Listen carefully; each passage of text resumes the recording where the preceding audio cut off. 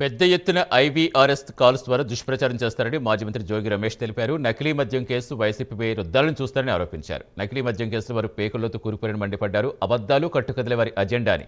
నకిలీ మద్యం రాష్ట్రమంతా బెల్ట్ షాపులకు సరఫరా చేయిందని జోగి రమేష్ తెలిపారు. ఎక్కడికైనా ఏ విచారణకైనా ఎక్కడికైనా రావడానికి సిద్ధంగా ఉన్నానని చెప్తే ఇంతవరకు కూడా దాని మీద స్పందన లేదు.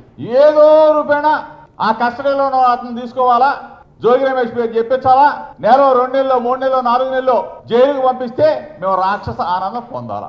ఇది తప్ప ప్రభుత్వానికి నిజంగా ఎవరు చేస్తా ఉన్నారు, ఎందుకు చేస్తా ఉన్నారు, ఈ ప్రభుత్వానికి చెడ్డ పేరు ఎందుకు వస్తూ ఉంది, ప్రభుత్వ ఆదాయాన్ని కొల్లగొడుతున్నది ఎవరని చెప్పేసి మీకు కొంచెమైనా బుర్రందా? అంటే ప్రభుత్వ ఆదాయాన్ని కొల్లగొడుతుంది మీరే కాబట్టి చంద్రబాబు నాయుడు గారు సమాధానం చెప్పాలా. దుర్మార్గంగా నకిలీ మద్యంలో నకిలీ వ్యవస్థలో ఫేక్గాళ్ళగా తయారైపోయిన మీరు ఐవీఆర్ఎస్ కాల్స్ పేరుతో ప్రజలకి దొంగ ఫోన్లా దమ్ముంటే మేము చేసామని చెప్పండి, మా ప్రభుత్వం చేసామని చెప్పండి, చంద్రబాబు నాయుడు నేను చేశానని చెప్పు, లోకేష్ నేను చేశానని చెప్పు. ఐవీఆర్ఎస్ కాల్స్ దిక్కు మొక్కలు లేకుండా ఎక్కడో పేరు ఊరు లేకుండా ఎక్కడి నుంచో నకిలీ మద్యం కేసు జోగి రమేష్ వీడియో ఎవడో బయట పెట్టేది.